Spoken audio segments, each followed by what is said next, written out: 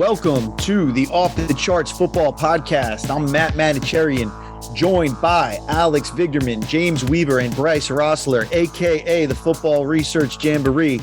We are backed, as always, by our producer, Justin Stein. And today we are here to talk about some of the things that we've seen over the course of 17 weeks and 15, 16th weeks of the season past. Well, I guess a little bit more than that, but then that'll probably end up whatever. We'll talk about what we've seen this year, some trends, and we'll look at them across the lines of betting, kind of win probability and decision-making, and of scheme tendencies as well, with each of the guys kind of breaking down the high level, and then we'll take the conversation from there. So before we get into the content, Alex, what's happening, man? Not too much. We got some big plans coming up this weekend, heading to the AFCA convention to go talk with some football people, which should be exciting. And then also having the national championship during that, I think will be a pretty fun weekend. Yeah, good call out. We'll be down there in Charlotte at AFCA. You can hit up me and Alex. If you don't know where to find us, you can always hit up our Twitter at sportsinfo_SIS, or you can email offthecharts@sportsinfosolutions.com to get a hold of us. But we'll be down there. You can find us at the SIS booth if you'll be attending the conference, and we even might make a little radio cameo on Tuesday morning with Mac and Bone down there on the Fan. So it should be an exciting weekend. Meanwhile, Bryce, we'll be leaving you back at home. What are you planning this weekend? Nothing if I can help it. Maybe watching a little bit of Week 18? Yeah, maybe a little bit. I haven't looked at the schedule yet, but I'll probably watch the teams with something to actually play for. I think I read somewhere that there are 8 of them. Yeah, something like that. I'll probably watch the Jags, watch the Patriots. We'll see what happens to them. Yeah, interesting to see what the result of this ongoing game will be, if the NFL will ever decide, and how that would impact theoretically, like whether or not the Bills will be playing for anything, and then the trickle-down effects of that on the Patriots and on the other teams that are all in competition there. Schefter reported today that they're unlikely to replay the game. So I don't see how they could, but I guess if Schefter's reporting it, that probably means that they're testing a leak to see how people respond to that. And if people aren't too aggravated by it, then they'll go ahead with that. That's generally what that means to me. I think that's fair. James, while we leave you back at home in the cold, what will you be up to this weekend? Yeah, definitely looking forward to watching some of these Week 18 games, as well as the national championship on Monday. Definitely always nice to have such a big game on a Monday night down there. But yeah, Week 18, I'm kind of excited to see which of the teams that were quote unquote are out of it or don't have that motivation to play, how hard they actually go. Seeing like the Jets play and seeing where their focus lies, or maybe even the Lions come Sunday night. I know Dan Campbell will probably have an all-in effort regardless of what the situation is for the Lions. So kind of interested to see where those teams that might be out of it, where they stand and what they're looking for to get momentum into the offseason. Yeah, I like that they're at least division games because, all the motivation and kneecap biting and stuff like that comes into play a bit more. The funny thing, looking at the Dolphins-Jets games, for example, is if the Jets decide to play spoiler, it will be at their own peril. They will be playing themselves into a draft position behind the Dolphins, right? Or no, there's an example of a team that doesn't have a draft. There's so many teams that don't have first-round picks this year. I can't even keep up with them. I think the combination of that aspect and just like motivation. I mean, you said the division thing. Like, I think trying to play the who's motivated game is just extremely difficult. That's different from when the coaches make decisions to pick different quarterbacks, or like their decisions sort of made before you go into the game. But in terms of once you're on the field, it's pretty tough not to feel the intensity, and you're seeing your division rivals, and also like you're putting yourself at risk if you're playing half speed in any way. So, and it's film too. Like it goes on the film and counts and all that kind of stuff. So yeah, I'm with you there. All right. But going forward, James, I wanted to start off with you, and we'll have Corey on for the Betway Betting Corner later. But looking back on the year from a sort of betting perspective, high level trends, things that you noticed kind of looking back, like what was 2022 in the NFL when you look at it from that perspective?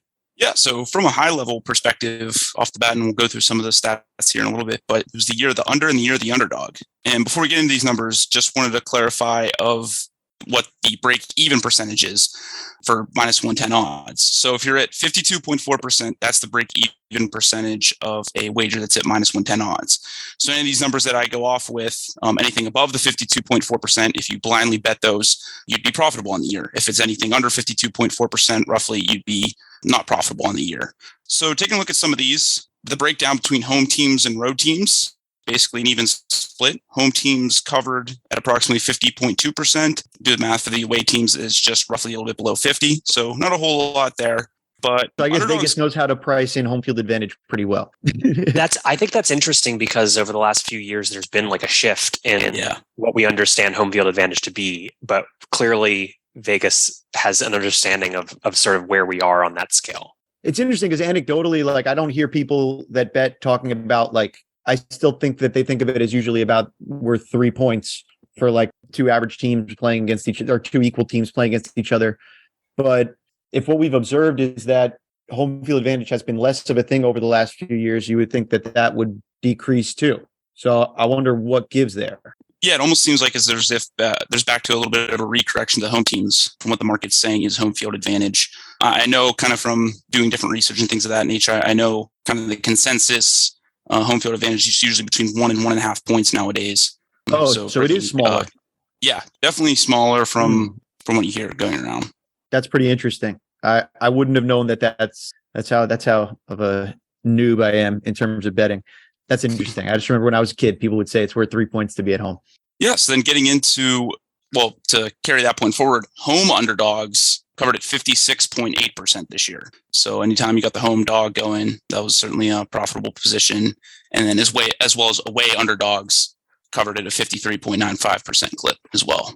So underdogs, this had a huge year, I guess it sounds like. Yeah, absolutely. Which I guess is consistent with like just lower top end teams this year, right? We haven't had the quality of teams in the playoff contention. There's been a lot of teams sort of bouncing around and being inconsistent and that sort of thing. So that would make sense with having underdogs be more successful. Like the teams that we think are good week to week are not as consistent as they might have been in previous years. I'm curious how it ties in. James, I think you mentioned something about unders too. Yeah, that was going to be kind of my point, which I think might be carrying to this as well. As it stands right now, the under has covered it 56% of the time, which is the highest in any season since 1991. So the fact of potentially playing games with less points, less totals, less variance, underdogs have more of a chance in those one possession kind of setups. Right. So like basically if everybody's scoring less than we would expect them to score, then the points that were given pregame are worth more than we thought they were worth, right? Yep, exactly. That's pretty interesting. All right, what else did you notice looking back at the year? Carrying along with the unders, this has been the second lowest average total score since 2016, with 43.9 points being that mark. And it's just what you see in the market, what you would think trending upward. 2020 was the highest scoring since that time, and 2021 was in the top 3. So, coming into 22 with also the discussions about the illegal contact penalties going up, there was kind of a consensus of the market of coming in that, this would be another high scoring year. So you saw those high totals, and that came quickly crashing back down to earth. It's fascinating that scoring has kind of taken that. It was on that path, and it's kind of taken a step back. We'll talk a little bit more about scheme stuff with Bryce later on. I wonder how much that would tie in there. Yeah. So then getting into some of the team betting trends here, I'm going to go over some of the top performing teams against the spread and some of the bottom performing teams against the spread. So the team percentage wise that did the best against the spread this year is surprisingly the Bengals, even still with a win total that came in at 10 preseason, team that went to the Super Bowl last year and is currently within those projections of what we thought. They're still 12-3 against the spread against an 80% clip. I thought this was really interesting. It seems like the market's still not crediting the Bengals for whatever reason this season. And I don't know if that was maybe like due to the low end kind of coaching thoughts or anything, if there was maybe due for regression or whatnot. But the Bengals have certainly exceeded expectations once again this year. Yeah, I mean, I think everybody, I know I did. I thought that they were kind of a fake Super Bowl team that overperformed last year. And now they look every bit like the team that they were in the playoffs last year. They've continued to exceed my expectations. So that kind of tracks with me the way that you broke that down. And also the beginning of the year, they weren't, it's kind of similar to last year, right? They've come on in the second half of the year. So the combination of people having maybe a preconceived notion like that, and then coming out of the gates not as strong as they ended the previous season, sort of doubles down on the lower expectations, and they have to sort of they can beat those expectations repeatedly over the course of the year. Bryce, have we convinced you that the Bengals aren't frauds? The Bengals are a lot better than they were last year. I was in the same camp as you. I was not a believer in the Bengals. I thought their Super Bowl run was a little bit of a Cinderella, and then they turned into a pumpkin at the start of the year. They had a lot of issues on offense. Schematically, Halloween is early in the season, so that maybe that tracks. I mean, credit where credit is due. That coaching staff, Coach Taylor fixed a lot of the stuff on their offense in terms of the run pass siloing, using empty as a crutch. They've gotten a lot better in that regard. Lou Anarumo's done a really good job with the defense, which would have been surprising 4 years ago, considering he was like their 10th choice to be their defensive coordinator. But yeah, the Bengals are legitimately good. Yeah, I think one thing you usually say is that teams that overperform the sort of betting market, that might be a product of good coaching. And I think that definitely fits the narrative there when you talk about the Bengals and how they performed, and probably with some of these other teams that were high performers. James, who else you got on that front? Yeah, I think you led perfectly right into it in terms of better coaching outperforming expectations, because the New York Giants are 12-4 against the spread with a 75% clip. When their win total was coming into the year, it was at 7. So they obviously exceeded expectations there. And then some of the underlying metrics too they have wouldn't necessarily think that you'd see them as high or doing as well as you'd think. They are 11th in offensive EPA per play, and they're 3rd in the red zone. Obviously having a running quarterback in Daniel Jones and one of the best running backs in the league in Saquon certainly helped that cause. But defensively has been a real interesting case. They're 27th in defensive EPA per play and 31st in early down defensive EPA per play, which is one of our sticky regression metrics that we talked about before. But being 9th in red zone defense obviously helps limiting teams to field goals rather than touchdowns, and we're just keeping teams off the board in general. So they're certainly excelling at where crunch time matters the most. And the coaching job that Daboll has done in general has certainly been praised league-wide and across circles as well. Yeah. How can I fade this team in the playoffs, please? I mean, good coaching has gotten them to overperform, but come on. I think Daniel Jones has actually reached a point where people want to pay him. And I'll be the first one. I don't want to pay him, but nope. This is just the next generation of Eli, fluking into a wild card spot and making runs in the playoffs. Yeah, he definitely looks like Eli, so I believe it. Daniel Jones is like what early career Ryan Tannehill might have looked like if he hadn't been saddled with Joe Philbin and Adam Gase. That's interesting. Like if you actually used him, so then does that mean that Daniel Jones last year is what early career Ryan Tannehill was, like just basically misused? No, I just think that because eventually Ryan Tannehill became serviceable, like at a bare minimum. Ryan, I think we can all agree Ryan Tannehill is serviceable, and in Miami he was not that. I think you can win in spite of Tannehill. I'd put him at win in spite of in both spots. I think that's what Daniel Jones is. Yeah, I think Tannehill's a little.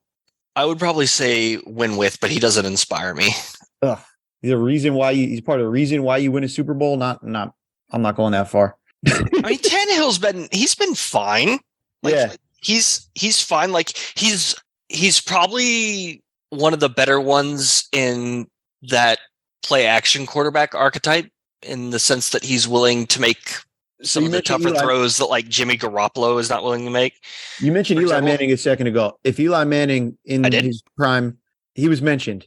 If Eli Manning in his prime was subbed in for Ryan Tannehill the past couple of years on the Titans, don't they win a Super Bowl? I don't think they win a Super Bowl. I think they get better, but I think that's win with. I don't know. We're splitting hairs here probably. All right. We cut off James again. Sorry, James. What about on the other side of the ledger? Any other teams that were bad against the spread this year that consistently underperformed? Yeah, 2 teams I kind of wanted to highlight here. The first being the worst team against the spread, and that has been the Tampa Bay Buccaneers. coming into the year, they had an 11 and a half win total. Obviously, they have not come close to that, just barely sneaking into the NFC South, championship. They're 8th in EPA per play on defense, which is on par from what they've done in the past. It's certainly been their offense that's been the issue, coming in at 19th on EPA per play. Obviously, there's some friction between Brady, Bowles, Leftwich, etc., in terms of how to run the offense, and things aren't just clicking on all cylinders. The offensive line being down to Ryan Jensen, down for Tristan Wirfs for a decent part of the season, certainly doesn't help either. But yeah, the Bucs have been one of the least profitable teams, and you're lighting money on fire if you've been betting them this year. And yet, I could see an argument for betting them in the playoffs, depending on what your odds are. All right, so they're one of the teams. No surprise there. Who's the other team that you wanted to break down? Yeah, the other team I wanted to touch upon real quick would be the Rams. Obviously, some injuries have derailed their season, but just seeing them kind of just fall off a cliff after their Super Bowl run, this big of a cliff is certainly interesting. They've only covered the spread 35% of the time. They came in with a 10.5 win total to start the year, and obviously they're looking at a high draft pick. They trade their pick as well, so they are another one of those teams that don't have one. So yeah, they are going to be in interesting territory come this offseason. Yep, reports today that networks are trying to get Sean McVay. Again, certainly interesting to see where they go. They've felt like the Super Bowl loser in that, like, usually you see the team that loses the Super Bowl have a rough time that next year. They've had as bad a Super Bowl hangover for a winner as I can remember in some time. Yeah, absolutely. I can't even think of one that comes to mind. Definitely one of the bigger ones in the last 5 years. Moving from the betting trends over to the decision-making trends. Alex, what can you tell us about how fourth down decision-making has trended in 2022? Yeah, so each year for our rookie handbook / draft site over the last few years, we've calculated things like team decision score, where we compare how often teams' fourth down decisions align with what our win probability model would suggest. First of all, just in general, teams have been getting more aggressive. Everybody knows that since 2016, 4 of the top 5 years in terms of team go for it rate are from this year alone. And all of the top 7 teams in terms of being most aggressive on fourth down are from the last 2 years. So everybody's getting more aggressive in general. In terms of how that relates to like winning, there was a stronger correlation in the previous 2 years between wins or like win estimators like Pythagorean wins and your decision score. So how often you're making fourth down decisions that we would view as sort of appropriate. In 2022, that's dropped off.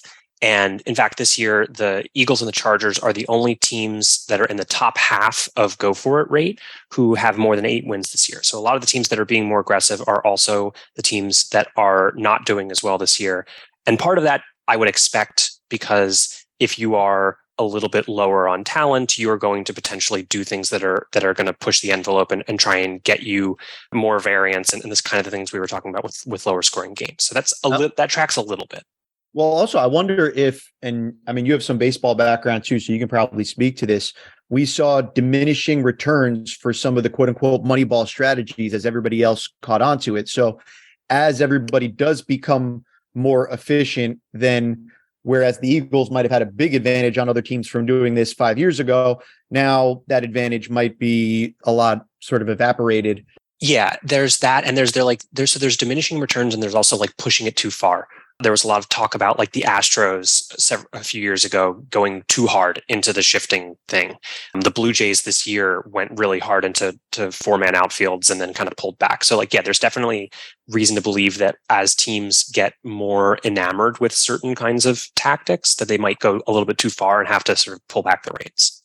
I think it's interesting you mentioned the Chargers as one of the 2 teams that were in the top half that had more than 8 wins, because my perception, most people's perception of the Chargers is that they've become much less aggressive than they have in the past. Is that not reality, or have they become less? Did they do just basically what you said the Blue Jays did with their 4-man outfields? Like, did they go too far and then kind of reel it back in? They're still aggressive. They're just not outlier aggressive.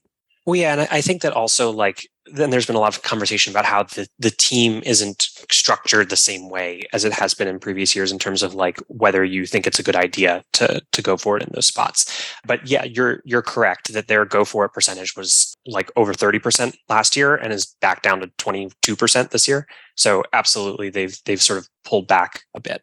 It's interesting, and we did see that. I remember analysis that our baseball folks did a few years ago, looking at the amount of teams that were actually shifting too much and So this sort of a thing, there is precedent for it, as there usually is when we look at trends and other sports.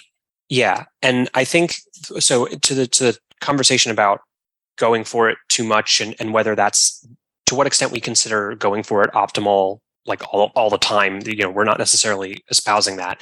As an example of that, if we look at the teams who have the highest decision score, right? The teams who are most commonly making decisions that are in line with what our model would say, the Bills, the Eagles, and the Browns are at the top.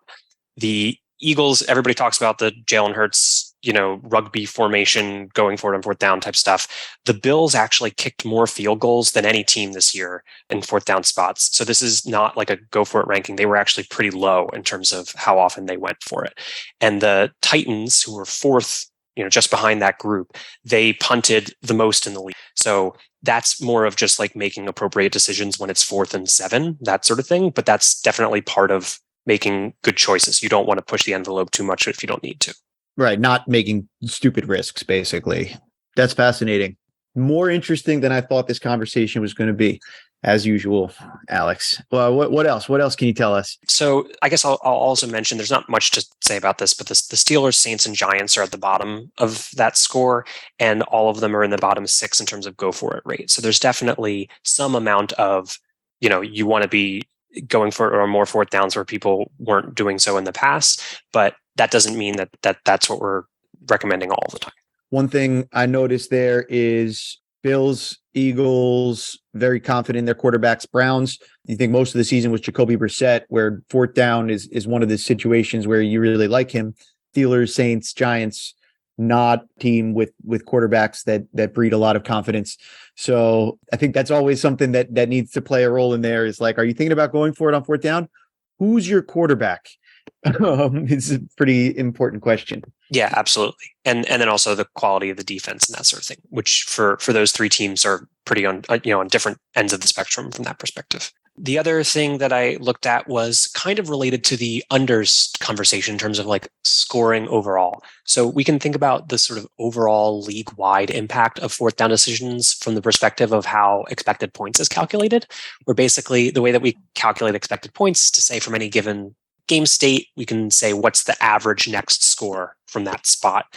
And on fourth downs, if we do that and look by year to see like what's the average next score from a given fourth down, that average next score has increased each of the last handful of seasons. So on fourth down, as a league, there has been more scoring sort of after each fourth down state. So whatever, that could be multiple drives in the future, but basically teams have been putting themselves in better positions to score off of fourth down each of the last few years. And that is not having, that's counter to the just general reduction in scoring this year. I think you're taking a concept that people kind of think about and talk around usually, and making it concrete in a way that I think not a lot of people have done before. So I want to just take a moment on this to almost say it back to you a little bit. But basically, because people often say, like the straw man out there says that EPA and win probability, they don't understand what they're doing, because if you change the actions that you take on the field, then what feeds into those models change. And then why was I making my decision based on things that weren't optimal decisions in the first place? Like, that is a somewhat legitimate criticism of decision-making tools like this. However, what you're looking at is, well, if we acknowledge that we understand that's happening, we can actually track it year over year. We can see how the sort of expected outcome of a fourth down changes from year to year. And as opposed to just throwing our hands up in the air and saying this isn't useful, we can say we understand how it's changed, and we can even predict how it might change in the future if we wanted to incorporate that in what we're doing. So long story short, as we track that from year over year, we do see that fourth down outcomes are getting better. So this isn't where overall, the case of everybody, not every individual choice, but overall teams are moving in the right direction in terms of it actually working out better based on the recommendations that are being made. Yeah. And importantly, we're not looking at the outcomes just on that play, right? We're looking at whatever the next time somebody scores is, so we could potentially be looking at just the sort of win in terms of field position. Like that is included implicitly in this. Yeah, I'm fascinated by that. I don't know, Bryce, does that move you? James, does that move you? My question would be how much field position factors into this, because I think, and you can correct me if I'm wrong, I'm thinking out loud here. If teams are starting to go for it, like if there's a particular area in which they're more inclined to go for it, I think we would expect the average value of the next score to be more tilted in the offensive's favor regardless. Does that make any sense? Yes, that is a good thought. Yes, I'm not saying that's what's happening. I'm just saying that that's possible. But you're correct. Like if you suddenly switched all fourth down go for it's, if you moved them up 10 yards, right? Or teams were going for it more often closer to the end zone than they would be. Yeah, even if they miss, they're putting themselves in more advantageous field position than they might otherwise. And therefore, just by virtue of where those plays are occurring, they would have a greater expectation. That said, what we are seeing is that teams are going for it more further back on the field, right? It's not so much that we're seeing a super large increase in going for it on the 4-yard line. We're seeing teams go for it on their own 40, right? So in that case, you're actually in a disadvantageous field position situation at the start of the play. So there might be a little bit of both happening there. At risk of sample size, it seems like something that you'd be able to look at year over year and split it by every 10 yards or something like that on the field, and you'd be able to see which areas the effect is trending where. Yeah, I think I wouldn't split it quite so much, but I think you could also just look at sort of like the average field position of those things. Yeah. And it's interesting that you pointed out that teams are going for it further away, because my first thought, which again could be incorrect, was that teams used to go for it when they were in no man's land. Like, we don't get much from punt. It's too long for a field goal.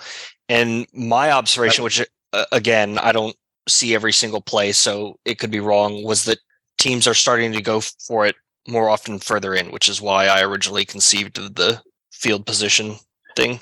It's possible. I think it's also possible that it's a little bit circular, because that is the positive effect of going for it.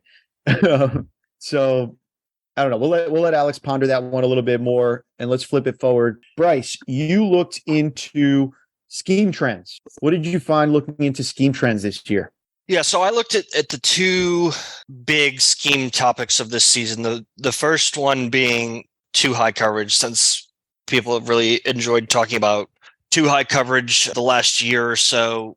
What I found, again, I'm striking out today in terms of my priors, but I expected there to be a big spike in the usage of these too high coverages, whether they be cover 2, quarters, and it's really been more of a steady increase over the past couple of years than it has been like a big explosion in any given year. I mean, we're talking about, moving up a couple of percentage points year over year the past couple of years. I think we're at like 36-ish% in terms of too high coverage usage this year. So I wanted to see if there was like some frequency illusion going on. I couldn't really find anything in terms of it happening more on like a particular down or in a particular area of the field necessarily. What I did find is that there has been a rather large uptick in the efficiency of too high coverages. In 2020, offenses were averaging like 0.05 EPA per play against too high, and that dropped to negative 0.02 EPA in 2021, and now it's down to negative 0.04 EPA per play. So there's been a big swing in that. Maybe that is what's contributing to like my perception. And again, I'm probably not the only person with this perception that it's getting played like a lot more than it actually is. Like the slight uptick in usage along with it being a lot better maybe contributes to that. But I was kind of surprised that there wasn't like a big spike in any given year. That is interesting. So it's been kind of steadily increasing, but the big jump this year actually isn't in terms of the usage of too high schemes. it is the efficiency of those schemes that, for whatever reason, maybe it's just coming off of 2020 and 2021, weird off-season type years, not having really the ability to teach some of these really complicated kind of matchup. They're matchup zones essentially when you're in a lot of the quarter schemes that are being run these days. Maybe that's part of what's going on there. Is defenses actually had a year to teach it and install it in a way that they hadn't in the past. I don't know.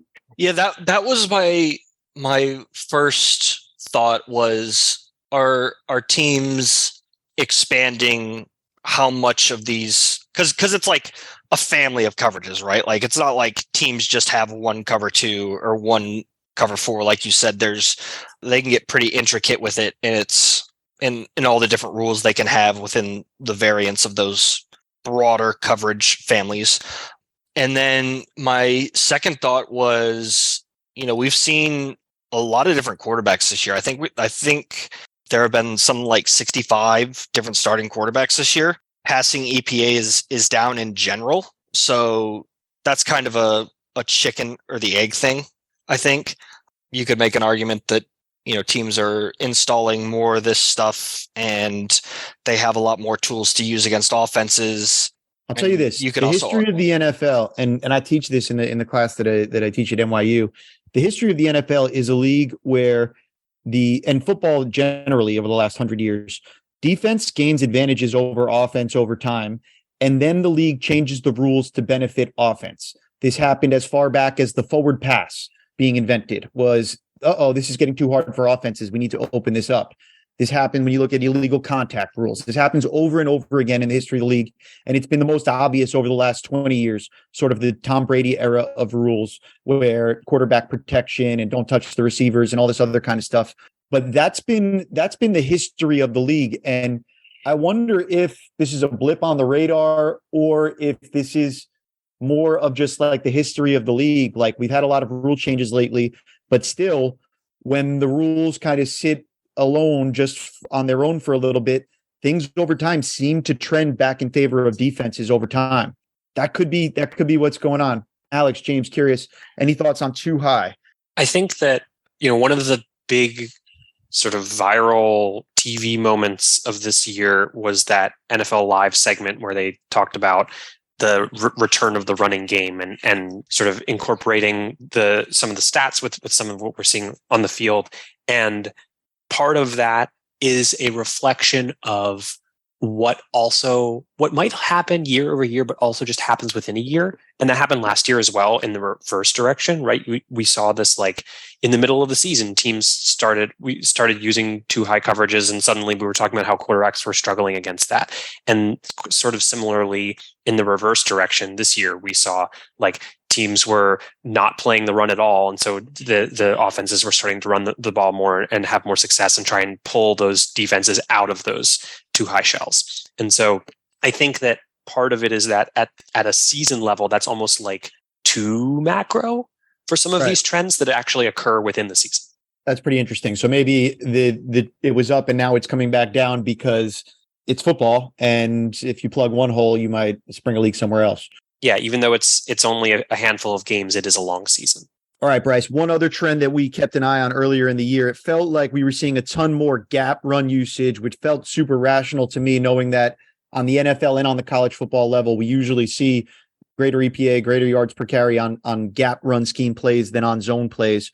What have you found as far as that goes? Yeah, so again, this was another instance where my prior was that we had seen kind of an explosion in this, and again, I was wrong. So I'm really striking out today, but it's another instance of something that's increased steadily over the past couple years, and we've seen efficiency go up in it. And the interesting thing I found about this was that it seems like it's, in terms of on a team level, the usage of gap runs has become more stratified in the sense that teams are not necessarily like throwing this into the mix across the board. It's that a lot of teams are starting to really favor this stuff, and some teams just don't. So even though, again, we're only talking about an incremental increase on a league level, we're seeing the number of teams that are really starting to lean on this stuff go up. So like some teams have leaned into it and some teams have leaned away from it, basically. And we're talking about a zone league for the most part, right? There's a zone running league for the most part. Yeah. And it's like right now it's still 2/3 zone, 1/3 gap on a league level this year. It's up, a couple percentage points in terms of gap usage since last year. But the interesting thing I found is that this is kind of an arbitrary cutoff, and I'm using it because it's the average, like it's the league average rate this year. But in 2019, the number of teams that used gap runs more than a third of the time was 8. It jumped to 12 last year, and then it's 16 this year. So it's doubled. So 8 from 2020, I think, was the first year you meant to say. Yeah. Did I say 2018? Yeah. So 8, I don't know where and I then got 12, that, and then 16. Yeah. So 16 teams now. Yeah.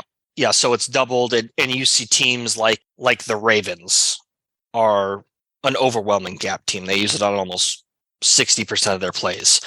And then a lot of other playoff teams, like the Bengals, are a high gap usage team. The Bills are a high gap usage team.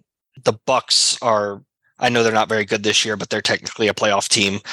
And you said that gap run efficiency is actually positive in terms of EPA this year? It's positive, yeah. It's very slightly positive. We're talking about pretty interesting though. For any sort of run split to be positive is always interesting to me. I think the only time I'm used to seeing that is like 3rd and 4th and 1. So that's pretty interesting. And I think a big part of this is I was trying to dig a little more into particular situations. I tried to look at it in terms of gap runs versus certain fronts. So I tried to synthesize odd fronts, because we've seen that in college, especially the last 5 years, is that with all these teams trying to go into the odd fronts with like the tight fronts, teams really offenses really started to lean on gap scheme stuff, because the tight it's meant to defeat zone running. And on those, to hit those off tackle runs that are part of every old school offense. Yeah. They're just trying to wash everything down and have a linebacker scrape and clean up on the cutback and in the tight. And what I noticed in the NFL is against those odd fronts, teams are averaging 0.05 EPA on gap runs, which for a running play is a lot. Yeah, maybe that's one of the thresholds that we've been waiting to hit, is over the course of a season, gap runs now positive EPA. Obviously, pass is also positive EPA, and that means zone runs probably very negative EPA. But that's not the only way that you should judge a play. EPA is just one metric. All right, before we get out of here, anything else you guys wanted to react to or break down before we head over to the betting corner? No, let's see how much your expertise in the realm of wagering works out. Very little expertise in the realm of wagering here. That's why we got Corey. He's beating me, but I'm going to try to beat him this week. We'll see how that plays out right now. All right. Thanks, Jamboree.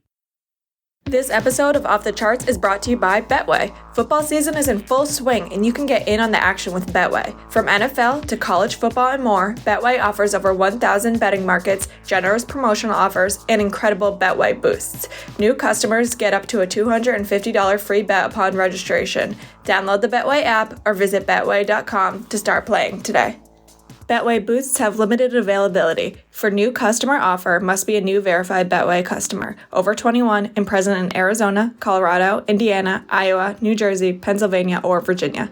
Minimum deposit of $10 and opt-in may be required. For full details, see terms and conditions. Free bet funds are not the same as cash and are subject to restrictions. Visit betway.com. Gambling problem? Call 1-800-GAMBLER or visit betway.com/RG.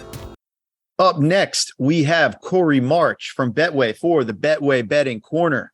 Corey, we're heading into the final week of the season, the final week of the contest. You've got the lead on me right now by 75 units. So this is it. This is when I make my big comeback. Yep, this is it. We've reached the end of the road. It's kind of a winner take all almost set up this week. If your bet hits and mine doesn't, you're the champ.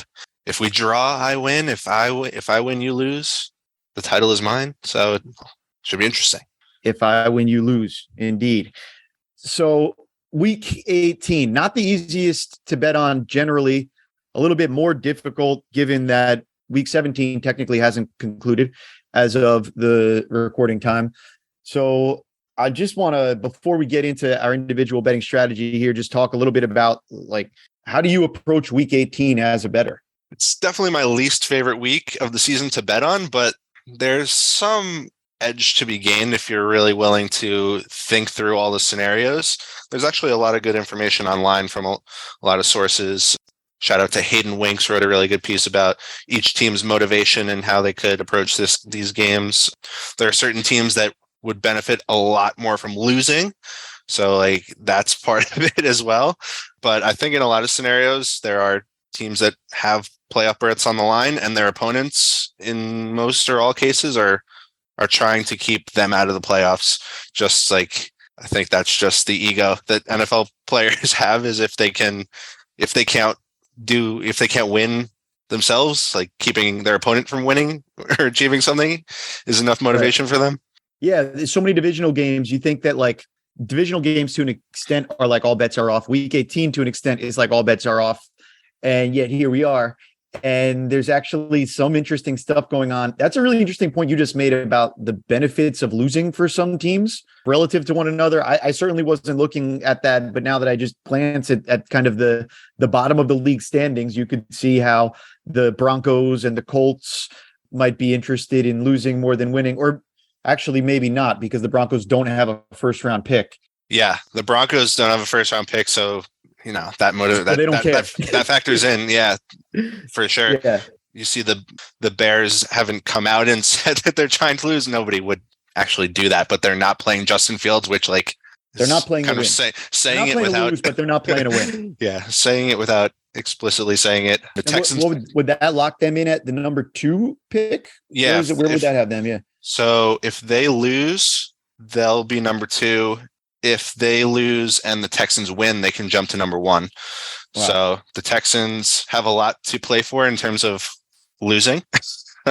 They play the Colts, which is a very winnable game, and I think both of those teams want to lose.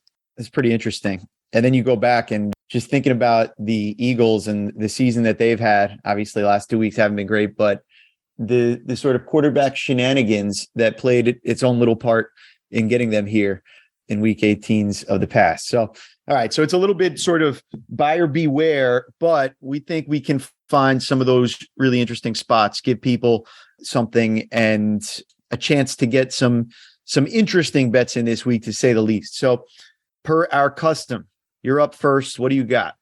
Yeah, it looks like all 4 of our parlay picks involve motivation to win the games. So 100%. Yeah, I think that's the only safe way to go. So I'm leading off with Browns versus Steelers under 40.5 points. So last week you mentioned 41.5 being a key number for totals.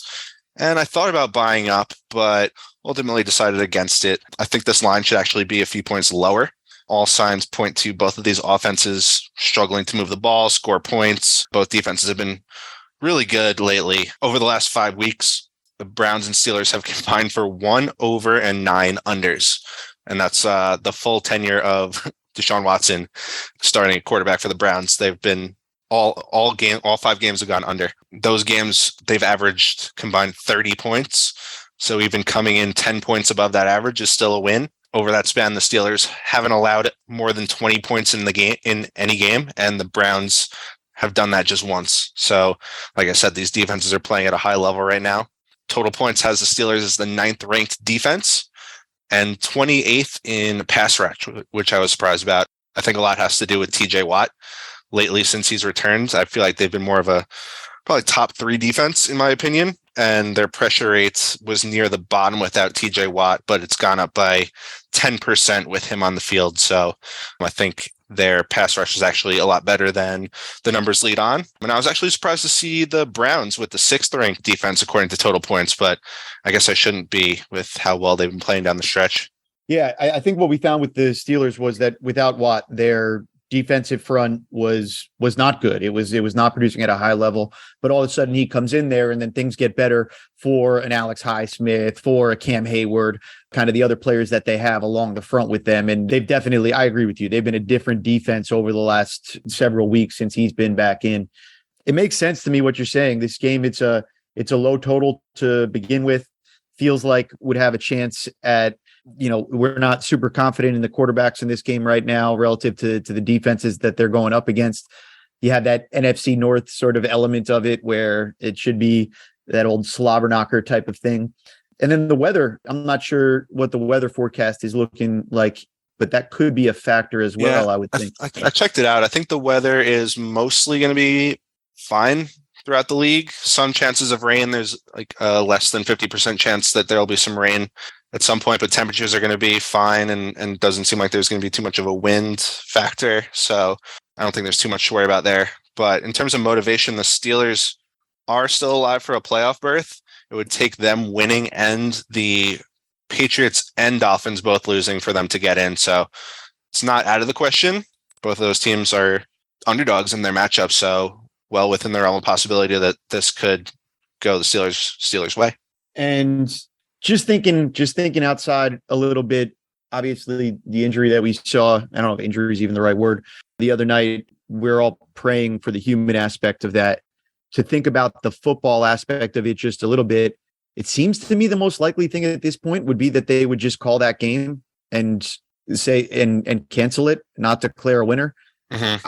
I don't know if you disagree with that. It seems to me like any other play it out scenario or declaring a tie makes like less sense than that.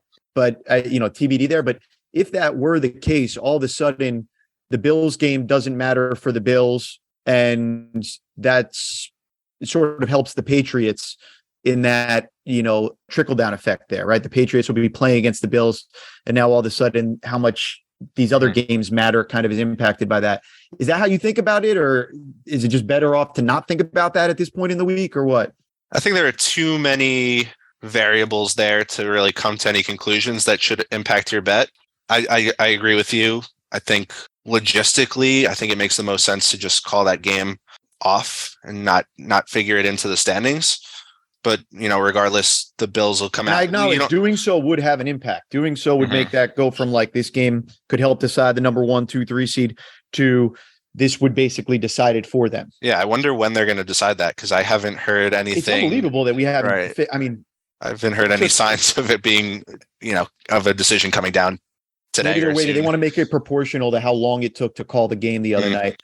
They want to make this decision about how they're going to resolve it equally long.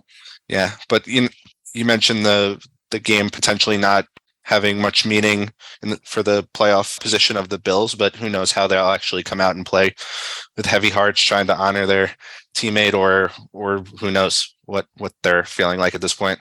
Yeah, definitely some potential for a preseason game to break out there. Yeah.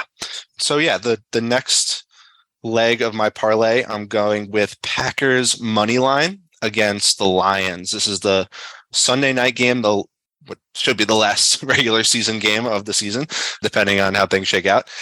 So it's kind of interesting. At this moment, both teams are alive in the playoff race.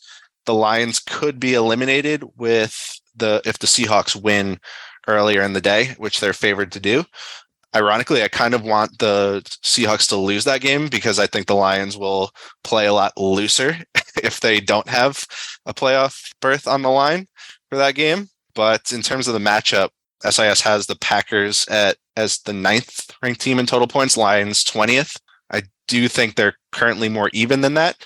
It's kind of funny. Both teams had a 5-game losing streak early in the season, and the Lions have gone 7-2 since theirs, and the Packers have gone 5-2. So both playing really good football right now.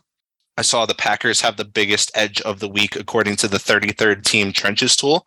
So it looks like they should have a big advantage in the trenches on offense. Just got David Bakhtiari back last week after missing the previous 4 games, and he's been a top 5 left tackle in terms of both pass and run blocking points above average. And we've just seen the Lions get shredded on the ground the last couple of games, 520 yards on the ground the last 2 games. So can't imagine we don't see Green Bay trying to exploit that So yeah, some motivation TBD. I think both teams would be highly motivated regardless of what's at stake. But ultimately think Rodgers and the Packers have a lot more big game experience. They'll be playing at home. I think that benefits them here. I like it. So after 4 weeks of making fun of me for saying that Rodgers and Brady are going to backdoor their way into the playoffs, Brady's in and you're betting on Rodgers to find his way into. It seems to be the case. I did mention a few weeks ago when we had Aaron on, we were talking about the Packers playoff chances, and I pointed out that they had I ended up betting their playoff odds at that point plus 880. So This is a bit of a kind of Homer pick. Staying on that. Yeah. I could theoretically bet the Lions at plus money to hedge that bet if I chose to do that. Yeah. But that's so fun. Yeah, I feel like we've kind of segued to talking about the Bucs a little every week, but yeah, they got in, and I'll get my wish to be able to bet against them in the playoffs. So, looking forward to that. They're pretty much locked into hosting Dallas. Not sure what that line will be. Personally, I'd make it Dallas minus 6.5, but I feel like I was going to say I think a touchdown there, even on the road. I kind of think it's going to be a point or two less, but I'll be all over anything that's a touchdown or less. So. I'm going to put my money where my mouth is on that one, but I mean, I hope so. But Vita Vea's back now, and I've been concerned. Corey, one of my old bosses would say, "Fear does the work of reason," and I'm telling you, all season long, we should have been betting based on fear because Tom Brady in the playoffs just seemed so inevitable to me the entire way. All right, now that we've done our trademark transition to the Bucs, what kind of odds do you get on your parlay there, and how much will Betway boost those odds? Right. So the original line for Browns versus Steelers under 40.5 and Packers money line was 165. Betway's boosting it to plus 200. Nice. So yeah, good odds there. Plus 200 in play for Corey. All right, flip it around and talk about my bets. Like we talked about at the top, week 18. I definitely wanted to focus on games that I thought mattered. I thought there's one thing I've learned. It's that these parlays things, they're kind of hard. And I want to make sure that I have the best possible chance going in here. So what I wanted to do was take home teams, whether they're favorites or dogs. I wanted teams that I felt really confident in and just make sure that they were games that actually were going to be meaningful to the teams that were involved. So I try to really just think, where are the meaningful games? I don't care if it seems like it's a lopsided matchup or not. What can I get here? And based on that, and it'd be no surprise if you looked at some of the total points rankings, as we know, the Jaguars have been a sort of favorite of total points throughout the year. Somehow they've elevated all the way up to number 5 overall on the total points rankings list right now. I think that's probably, I don't think they're actually that good, but it goes to show how earlier in the season they were losing a lot of these close games. A couple of those go the other way. Their record would look really different.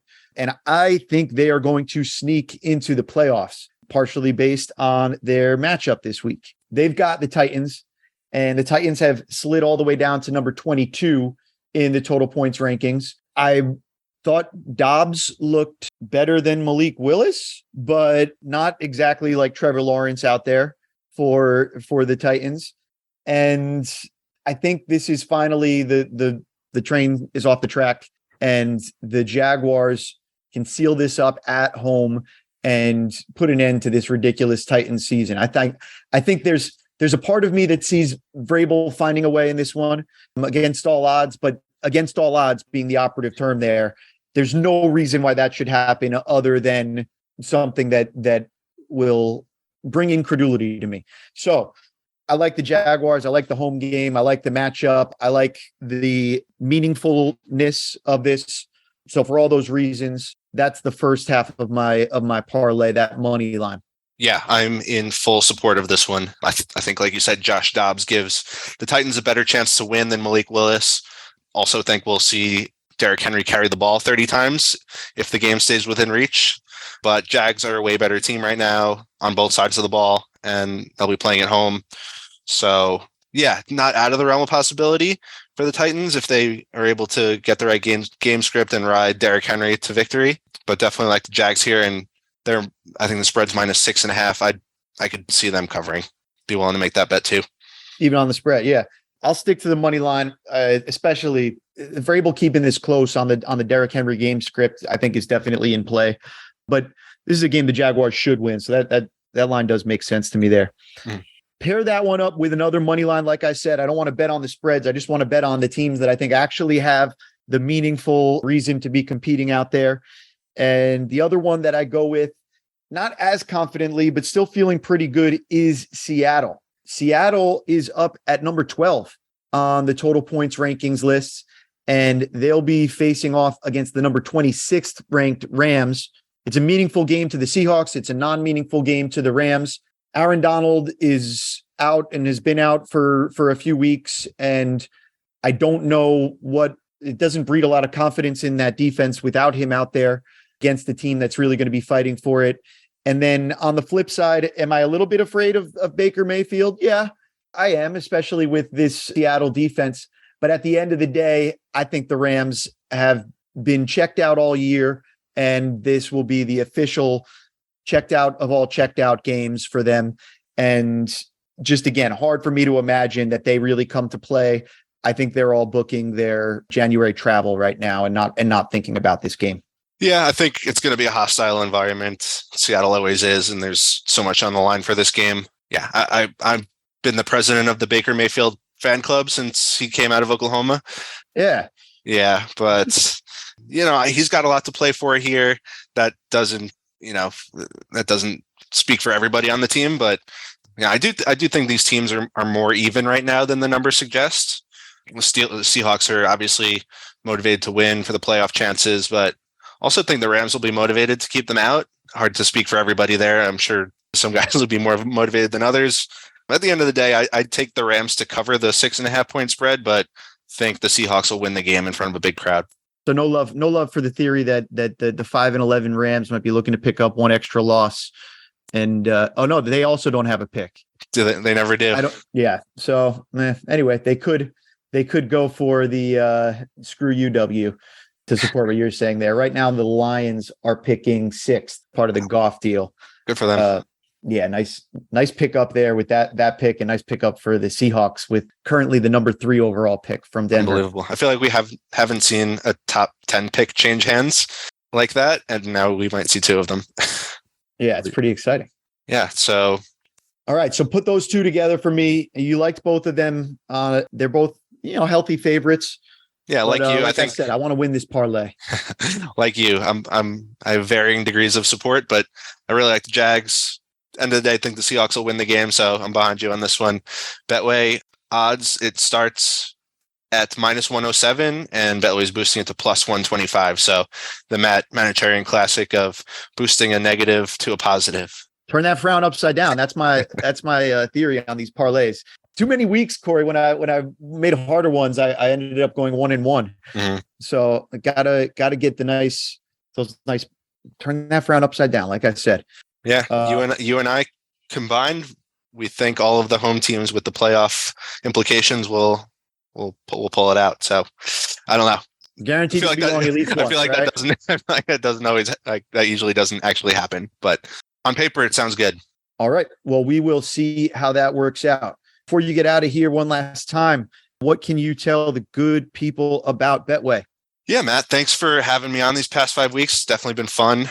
Hopefully a lot of the listeners have been able to take advantage of the promo and these boost offers. I'll give a final shout out to sign up at betway.com/offthecharts and take up the $250 free bet welcome offer. Also, I think we've kind of pointed out betting playoff futures is probably more fun than betting on week 18 in most cases. So I'll mention that Betway is offering the best Super Bowl odds on the market for the Eagles, 49ers, Chargers, Bucks, and Vikings. Wow. Quite a few of the playoff teams. So if you want to back any of those teams, you should do it at Betway. Which teams were those again that we can get that juice on? Eagles, 49ers, which is a personal favorite of mine, Chargers, Bucks, and Vikings. So the number 2 team by total points, the Niners, and the number 4 team by total points, the Eagles. Or you could back the GOAT, take the Bucks. The Bucks are plus 2,500. I don't know. I'm not going that far, Corey. I'm not going that far. Fear does the work of reason, but fear also keeps me away from that one. Fair enough. All right, Corey, thank you. And thank you to Betway. Please, to all the listeners, make sure that you support the people that bring the show to you. Support Betway. If you're in one of those states where Betway is active, you'll definitely want to check it out. Definitely use that promo code. Show Betway that you appreciate what they're providing here. Thank you, Corey. And on that note, we will sign off and get out of here. For our producer, Justin Stein, our guests, the Jamboree, Alex Vigderman, Bryce Rossler, and James Weaver, and of course, Corey March of Betway. I'm Matt Manocherian, and thank you for listening to the latest episode of the Off the Charts Football Podcast.